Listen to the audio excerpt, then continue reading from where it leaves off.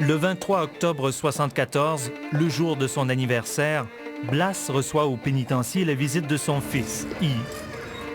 Le garçon ignore qu'une des femmes qui l'accompagne, Jocelyne Derèche, la maîtresse du célèbre bandit Jacques Messrine, cache 3 revolvers qu'elle va fournir aux prisonniers qui prennent des otages et s'enfuient. Ainsi commence la dernière cavale du chat. Cette fois, Blas n'a pas l'intention de se faire reprendre. Il a des comptes à régler, avec la justice d'abord. Il écrit au solliciteur général par l'intermédiaire de son avocat, Frank Choufi. Je pensais que c'était à mon devoir comme citoyen de faire parvenir le contenu de cette lettre à Warren Allman. Alors, à 1h moins 5, M. Allman a téléphoné ici. Je lui ai lu cette lettre ici. On lui a demandé s'il donnait la permission aux journalistes de visiter celle bloquée. Il dit qu'il décidera ça avec les autorités du pénitencier et il va me donner sa réponse cette semaine. Blas exige que l'on autorise les journalistes à visiter l'unité spéciale de correction pour dénoncer les conditions de détention. Sinon, il tuera des victimes innocentes. We have to believe it. We can't put aside a letter like that and saying, let's forget about it, because it could be serious. The threat is what, precisely? It'd be too late after to say, well, we should have taken it. The threat is if Mr. Allman does not permit the newspapermen to go to visit cell block 1 and change the conditions of detention, him and Roussel are going to become killers. La direction accepte de commencer sur les ondes. Contre toute attente, Warren Allman cède aux exigences de Blas. Entre-temps, le chat continue de soigner son image. À la radio, dans les journaux et dans la rue, on semble vouer une curieuse admiration à l'ennemi public numéro 1. Mais Blas n'est pas satisfait. Il réécrit au ministre pour avertir qu'il mettra sa menace à exécution. Et là, il est devenu extrêmement dangereux, fou. Fou dangereux. Là, il est devenu une bête. Et là, il était dangereux, très dangereux. Puis même, je peux te dire que, je peux en parler aujourd'hui parce qu'il y en a 2 qui sont morts. Il y a des gens qui m'avaient raconté « approche-toi pas parce qu'il n'y a plus de contrôle ». Puis même ses propres frères n'avaient eu peur. Le 21 janvier, Blas, accompagné de Fernand Baudet, commet l'irréparable. Puisque les conditions de détention n'ont pas changé, il pose un acte insensé. Vers minuit, il entre au bar Gargantua, tue le tenancier et liquide 12 clients innocents. Il les enferme dans un réduit et y met le feu. La porte est cadenassée, le jukebox placé devant. Puis, le feu est mis. L'agonie des témoins innocents a peut-être duré une demi-heure. Les pompiers retrouveront les 13 cadavres calcinés. Il n'y avait pas d'affaire à enfermer le monde là puis brûler. Il aurait pu les laisser aller. Mais il voulait faire quelque chose de fantastique. Tu sais? Mais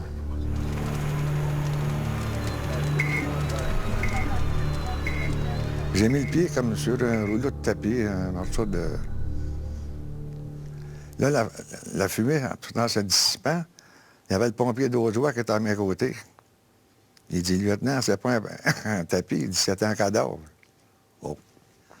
On a libéré le couloir, on a enlevé le restant de la porte, qui est resté à le bas de la porte, pour y découvrir les cadavres qui étaient entrepilés, recroisés.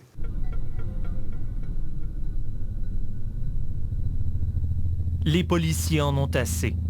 L'escouade de filature de la police de Montréal surveille tous les amis de Blas. 3 jours plus tard, il est retracé dans un chalet de Val-David. La filature laisse place à une escouade mixte de la SQ et de la police de Montréal, qui porte bien son nom, la Frappe. là, ils ont suivi, puis jusque là-bas. Puis après ça, à 1h30 le matin, ils ont venu me chercher pour aller pour la Frappe. Puis on a monté là-bas, puis on a cerné la place, puis on est rentré, puis ça finit là. Il a pogné une arme à feu, puis il se fait descendre.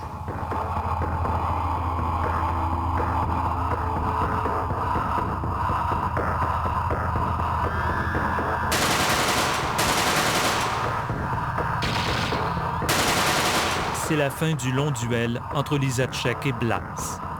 Le corps du chat est transpercé de 27 balles.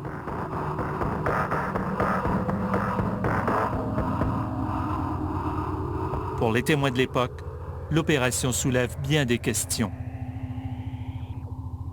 Let's be honest and say it. Let's say where the man is dangerous, we wanted to shoot him.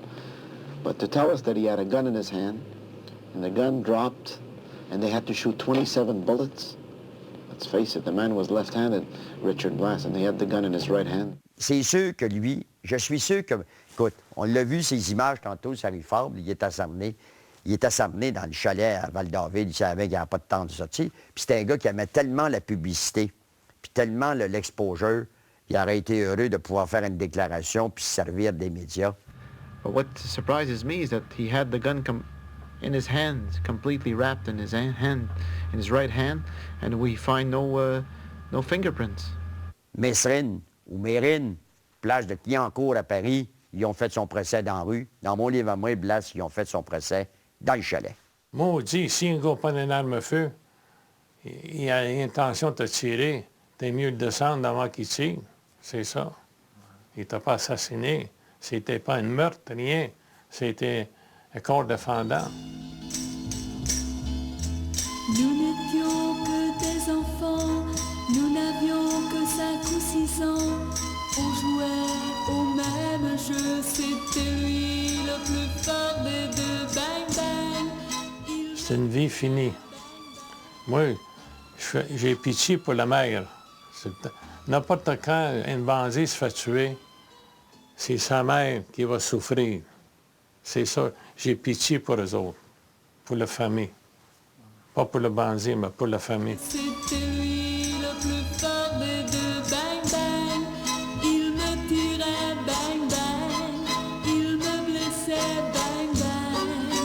Moi je pleurais, bang, bang. Et il me consolait. La mère de Richard Blass, le seul amour de sa vie, se suicide quelques années plus tard.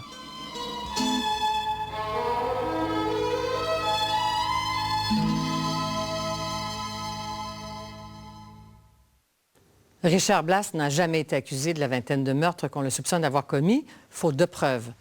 Mais en payant de sa vie la folie meurtrière du Gargantua, il n'allait jamais plus échapper à la justice. Par ailleurs, sa mort marque le commencement de la fin de la grande époque des braqueurs de banque montréalais, dont il est un des plus illustres représentants.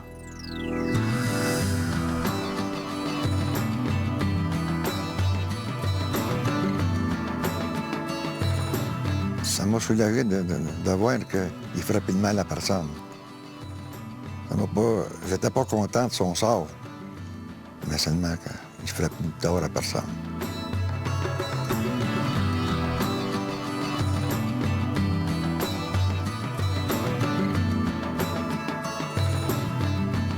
Quand je faisais une descente, de foncer une porte ou quelque chose, il y a un gars européen est en arrière de la porte avec un 12, il m'a tiré.